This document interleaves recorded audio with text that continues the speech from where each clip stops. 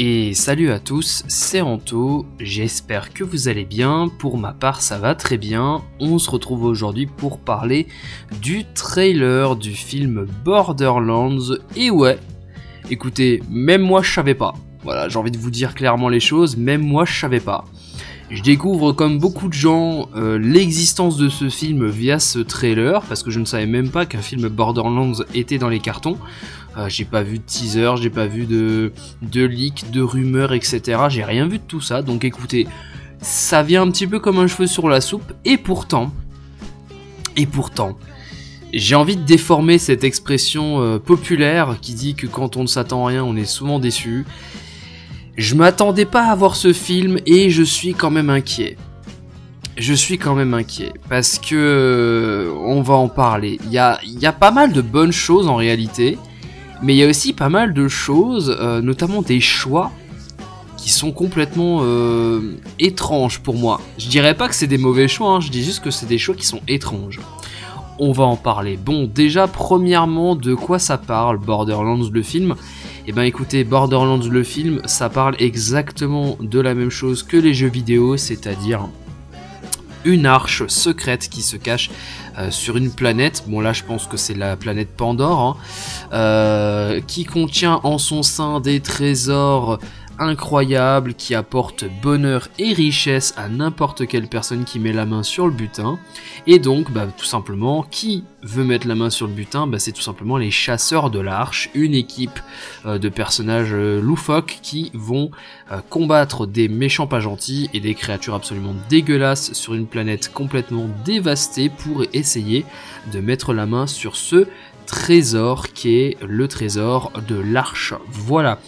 Donc on s'éloigne pas du tout, voire clairement pas trop, en tout cas d'après la bande-annonce, du scénario d'un jeu Borderlands, hein. On est toujours sur une équipe de chasseurs de l'arche qui vont chercher l'arche tout simplement. Mais malgré tout, malgré le scénario qui a l'air d'être assez proche en réalité des jeux, il y a, comme je vous l'ai dit, des choix que je trouve un peu bizarres. Avant de parler de ces choix, je voulais aussi parler un petit peu, comment on pourrait dire ça, du respect de l'univers, un petit peu de Borderlands. Franchement, je trouve que on respecte très très bien les jeux. Vraiment, Pandore est exactement comme dans les jeux, c'est-à-dire une planète désertique. Les ennemis ont quasiment les mêmes gueules, les mêmes masques, les mêmes armes que dans les jeux.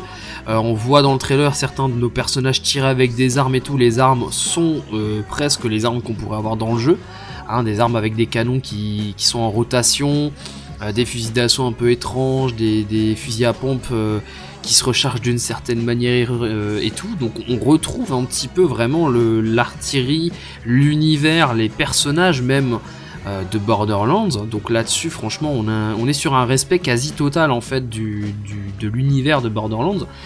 Mais là où par contre, et là on va commencer à rentrer dans ce qui ne va pas trop, et là où par contre j'ai du mal à comprendre, ce sont certains choix. Et parmi les choix qui ont été faits pour ce film, il y a notamment un choix de casting que je ne comprends pas trop. Alors il y en a plusieurs en réalité, mais le casting de manière générale je le comprends pas. Je le comprends pas. Alors parce que oui, les différents chasseurs de l'arche qu'on aura dans ce film, ce sera Lilith, Tiny Tina, Claptrap, Krieg et je crois que c'est Axton ou un autre nom, je crois que j'ai vu un autre nom tout à l'heure, Roland. Voilà, c'est Roland. Et aussi, alors, Patricia Tanis, voilà, alors on va en parler, vous inquiétez pas, on va parler de ça. Bon déjà, sans même parler des acteurs en eux-mêmes, juste on va parler des personnages en eux-mêmes. Lilith, Tiny Tina, Claptrap, Roland, Krieg et Patricia Tanis, bon, c'est pas l'équipe qui d'après moi vend le plus de rêves, hein. Alors autant Lilith, Tiny Tina, Claptrap, pourquoi pas. Autant Roland, Krieg et Patricia Tanis, je trouve ça bizarre. Bon, c'est peut-être que moi, mais c'est pas les persos que j'aurais mis dans la squad principale, si tu veux. Autant le soldat Roland, pourquoi pas, il y a toujours un soldat. Mais je trouve qu'il manque un perso un défourailleur en fait. Le défourailleur il est où? Alors ok, il y a Krieg qui est un sadique je crois dans les jeux. C'est donc ce personnage avec le masque iconique de Borderlands et une grosse massue. Le mec c'est juste un gros bourrin. Donc oui, on a le bourrin de l'équipe, mais j'avoue que j'aurais... Franchement, limite, ils auraient pu prendre n'importe quel catcheur de la WWE, lui donner une mitrailleuse. Le mec, il a une grosse barbe, des cheveux longs. Tu nous faisais un défourailleur. Voilà, tu prenais n'importe quel acteur bodybuildé, tu nous faisais un défourailleur. Bon, après, voilà, je vais pas critiquer le choix des persos, c'est juste que d'après moi, je trouve que c'est pas une squad qui font plus de rêves. Il y a notamment, franchement, Patricia Tanis. On va en parler de ce personnage, parce que ce personnage, j'ai mis du temps à comprendre que c'était elle, hein. Et la raison pour laquelle j'ai mis du temps à comprendre que Patricia Tanis était jouée par Jamie Lee Curtis, c'est parce que y a une sacrée différence physique quand même entre le personnage du jeu et le personnage du film. Et justement, on va en parler parce que clairement, en termes de casting, je trouve qu'on a eu un souci. Alors je vais être honnête, c'est pas les acteurs que je critique, hein. Les acteurs en eux-mêmes, je les critique absolument pas, on est bien d'accord, je ne parle pas des acteurs, je parle vraiment et uniquement du choix de casting qui a été fait pour faire ce film. On va parler de Lilith notamment, alors qui est jouée par Cate Blanchett. L'actrice en elle-même est très cool. Elle a notamment joué, je crois, la sœur de Loki et de Thor dans le 3e Thor, dans Thor Ragnarok, je crois. Je sais plus son nom. Franchement, ça fait longtemps que j'ai vu Thor 3, je sais plus. Bref, elle joue des persos qui sont quand même cool. C'est pas une mauvaise actrice. D'ailleurs, dans cette bande-annonce, c'est clairement, je pense, le personnage qui a l'air d'être le plus sérieux et qui a l'air d'être la plus badass du groupe. Franchement, c'est celle qui m'inspire le plus là quand je regarde cette bande-annonce. Mais c'est juste que Cate Blanchett... Alors attendez, je vais regarder. Mais Cate Blanchett, elle a quel âge, Cate Blanchett? Elle a quel âge, notre amie Cate Blanchett? Elle doit avoir 50 ans. Elle a 53 ans. Elle a 53 ans. Voilà. Alors que Lilith des jeux doit avoir une vingtaine, allez, une grand maximum, une trentaine d'années. Et en fait, le problème, c'est ça. C'est que, autant Lilith, ça va, parce qu'elle est reconnaissable. Hein, elle a la perruque, elle a les cheveux orange. Elle a la tenue, elle a l'attitude, si tu veux, de Lilith, donc ça se reconnaît, tu vois.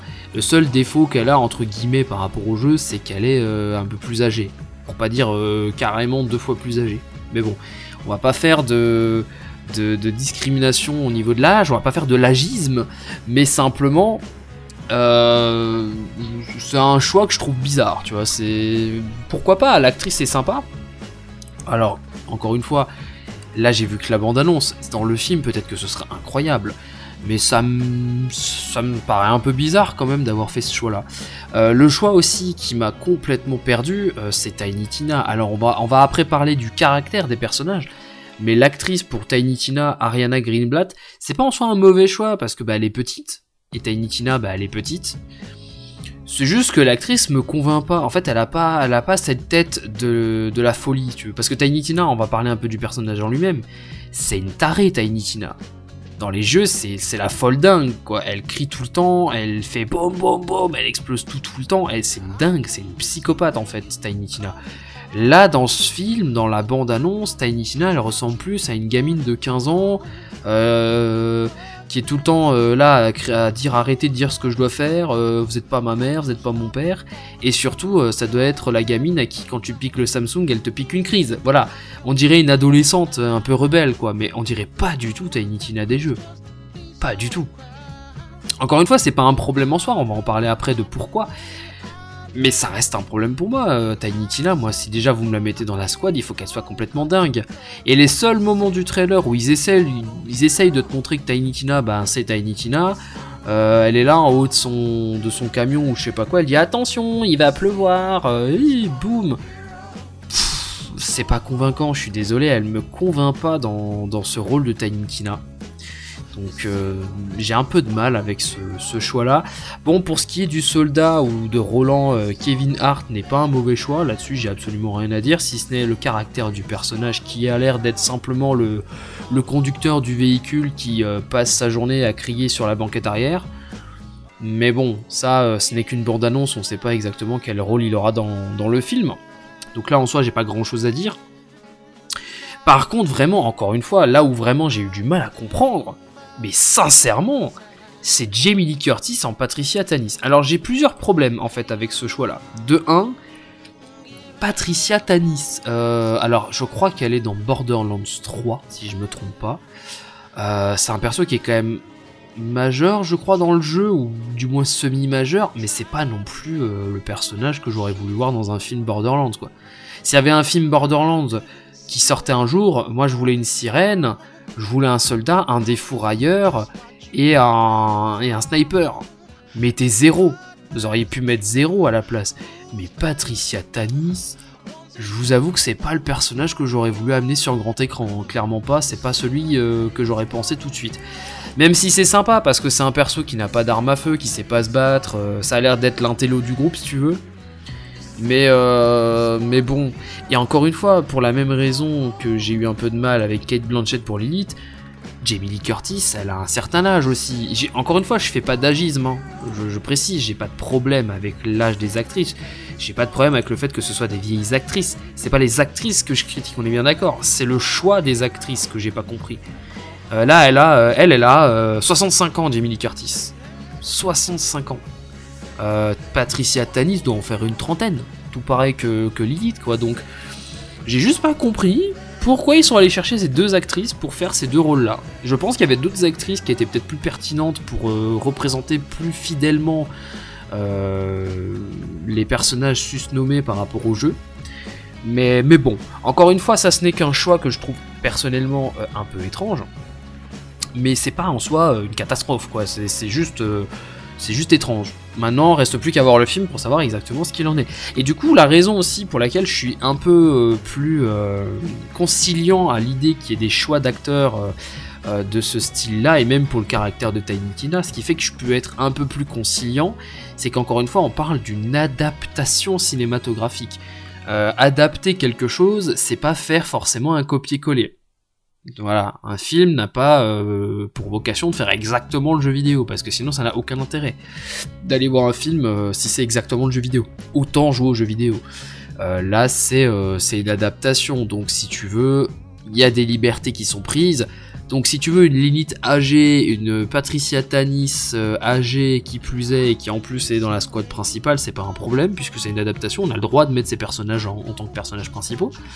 Mais juste par contre, c'est vraiment un truc que j'ai du mal, c'est le caractère de Tiny Tina qui n'est pas du tout le caractère folle dingue qu'on a dans les jeux en fait. Et c'est dommage, en soi c'est pas grave, mais c'est complètement dommage. Et évidemment, messieurs dames, je ne peux pas ne pas parler de Claptrap, qui pour le coup est peut-être le perso qui a l'air d'être le plus respecté pour le moment. En plus de Lilith qui franchement a l'air d'être super badass et que franchement je trouve très badass, très cool dans ce trailer. Claptrap est très cool aussi. Alors on retrouve le Claptrap un peu débile avec ses phrases un petit peu bizarres, son humour qui est bien à lui. Et franchement, Claptrap fait le café. Il n'y a aucun problème. D'ailleurs, en VO, c'est Jack Black qui joue Claptrap. J'ai l'impression que Jack Black, ils le prennent à chaque fois qu'il faut faire un perso débile, ils vont chercher Claptrap. Claptrap, non pas du tout, ils vont chercher Jack Black. C'est fou. À chaque fois, ils vont chercher Jack Black pour faire des persos débiles. À croire qu'il sait faire que ça. C'est un peu dommage, mais pourquoi pas. Par contre, il y a une question que je me pose, qui est une question que je suis sûr beaucoup de gens se posent, à juste titre, j'ai envie de dire. Pourquoi ils sont pas allés chercher la VF officielle de Claptrap? Parce que, je vous le dis sincèrement, vous me refaites le même trailer, mais avec la voix officielle de Claptrap, l'humour du trailer gagne très largement en humour, justement. La voix de Claptrap, elle est trop drôle en fait. Tu peux pas la changer comme ça pour mettre autre chose. C'est pas un problème, la voix n'est pas non plus une catastrophe. Encore une fois, c'est une adaptation, n'oublions pas. Mais ça reste quand même un peu dommage et décevant. Parce que Claptrap, c'est une voix que tu reconnais entre mille, quoi. C'est dommage. Va savoir pourquoi c'est pas lui qui double Claptrap. Est-ce qu'il a un emploi du temps trop chargé? Est-ce qu'il n'est pas d'accord pour participer à ce film? Est-ce qu'on n'est pas allé le chercher? Est-ce qu'il y a eu un problème de mésentente? Je sais pas. Mais c'est vraiment, vraiment dommage. J'ai un peu du mal à comprendre ce choix. Mais bon, c'est comme ça. Parce que là, je parle d'humour. Parce que justement, on y vient. On va parler de l'humour de cette bande-annonce qui, tout comme le choix de casting qui est un peu inquiétant et un peu bizarre en soi, mais pas grave si tu veux. Par contre, l'humour, là, par contre, je suis vraiment inquiet parce que j'ai l'impression qu'ils n'ont pas compris que Borderlands, c'est évidemment de l'humour, d'accord, mais c'est aussi de l'aventure. Là, j'ai l'impression qu'on va se taper un Gardien de la Galaxie avec 2 fois plus de blagues. Et ça me plaît pas trop. Et ça me plaît pas trop, parce que l'humour dans cette bande-annonce a l'air d'être... c'est de l'humour bas de plafond. En fait, on en parlera peut-être en fin de vidéo quand il faudra conclure un peu sur ce que je pense globalement du coup de ce projet, mais en fait ça a l'air d'être un film où tu dois aller débrancher son cerveau si tu veux pas péter un câble devant, quoi. C'est le film, il faut débrancher son cerveau, le prendre comme un gros divertissement avec des blagues pipi caca toutes les 5 minutes, des gunfights toutes les 30 secondes.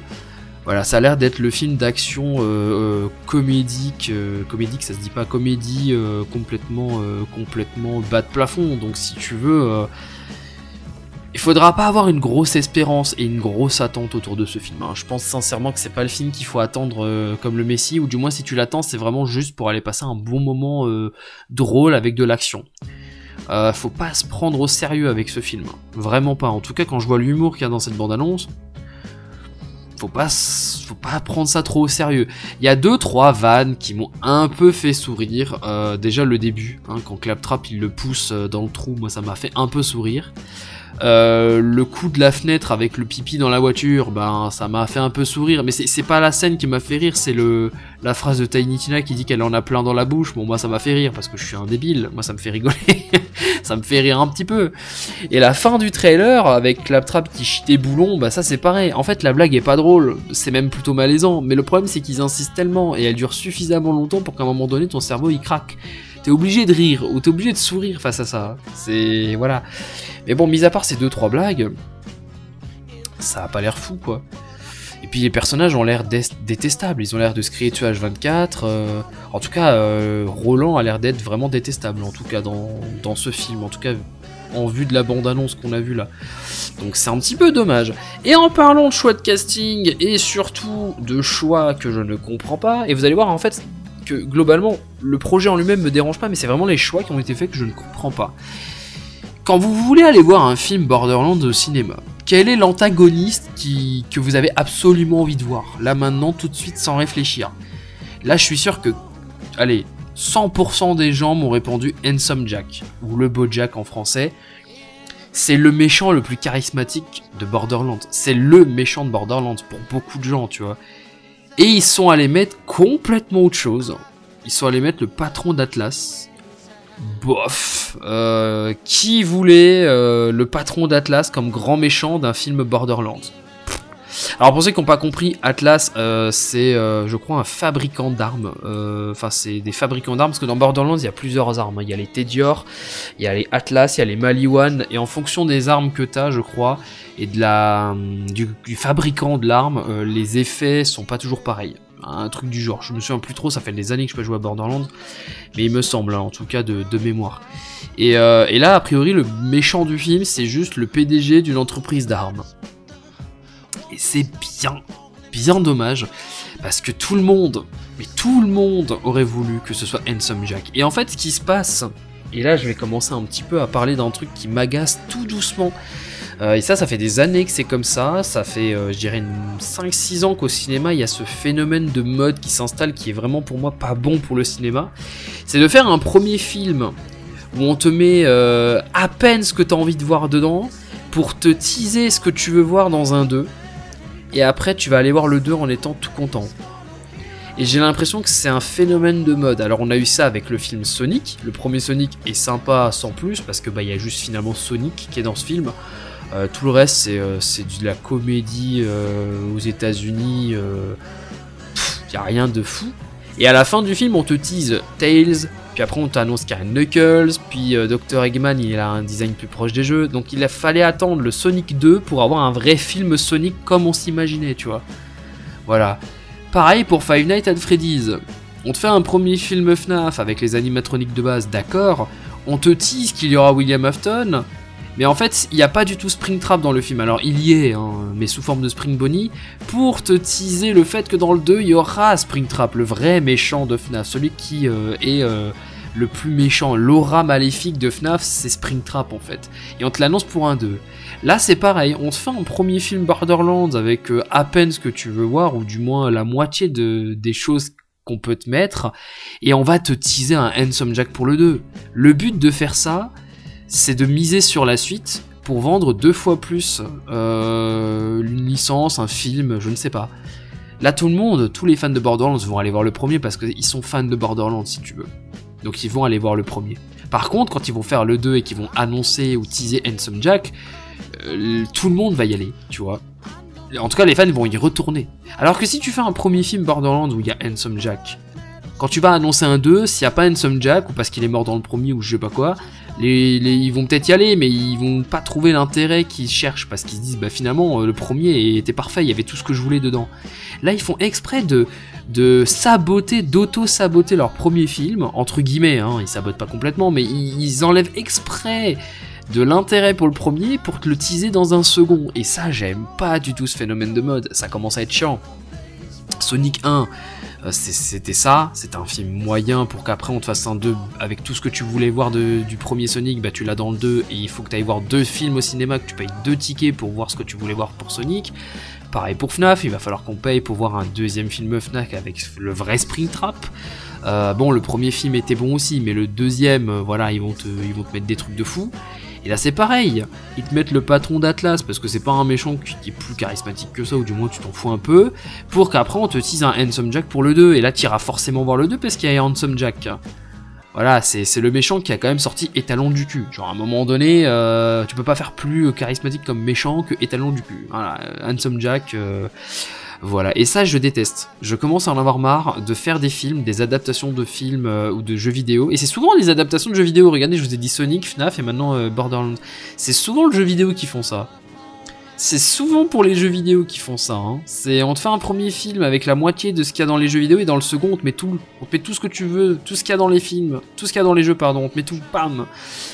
C'est pas un phénomène que j'apprécie énormément, voilà, et encore, le seul film qui a eu encore cette aura-là, c'est encore Mario. Mario, au moins, ils ont fait un premier film qui est quand même solide. Le 2, bon, bah, il y a Yoshi qui a priori est teasé, on va savoir si ça va beaucoup changer la donne ou pas, mais voilà. Nintendo ont pas eu la même vision du truc, mais là, pour ce qui est des films hollywoodiens américains, ils aiment bien faire ça, et ça, je commence un petit peu...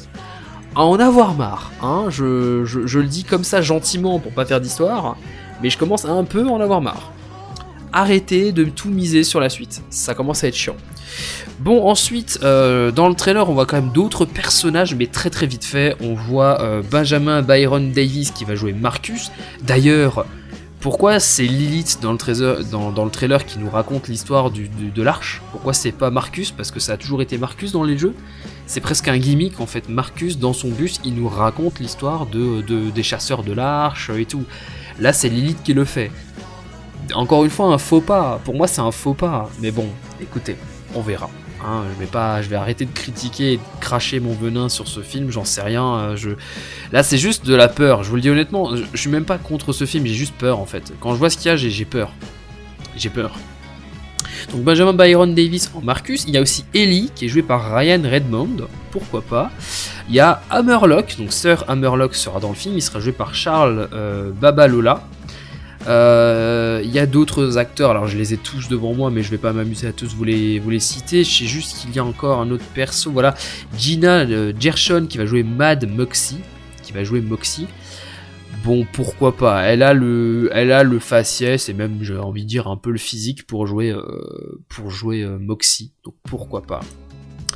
Donc voilà, globalement, ça a pas l'air d'être de la merde, mais bon, ça a quand même l'air d'être un peu inquiétant. En tout cas, vraiment, moi, ce qui m'inquiète le plus, c'est vraiment l'humour qui, je sens, va être casse-bonbon, et je sens qu'on va passer un moment compliqué au cinéma, parce que j'ai vraiment l'impression qu'on va se taper un film vraiment bas de plafond, de comédie-action, et en fait, il y aura juste une grosse étiquette Borderlands par-dessus, et c'est bien dommage. Voilà, j'ai beaucoup parlé pour ce film Borderlands, mais bon, il y avait pas mal de choses à dire. En tout cas, j'espère que cette petite analyse du trailer vous aura plu. Voilà, on verra bien évidemment, parce que je l'ai pas dit, mais le film sort en France le 7 août prochain, donc en plein milieu de l'été. Bah écoutez, j'irai le voir, je pense, et écoutez, on verra si tout ce que j'ai dit aujourd'hui s'avérera peut-être différent d'ici quelques mois. Peut-être que le film finalement sera pas aussi inquiétant que ce que j'imagine, et peut-être même que ce sera un banger. En tout cas, pour le moment, Mon avis étant que j'ai pas trop l'impression. Et je me permets de conclure cette vidéo par un tout petit truc très rigolo, juste pour vous montrer à quel point je trouve qu'on se fout un peu de notre gueule.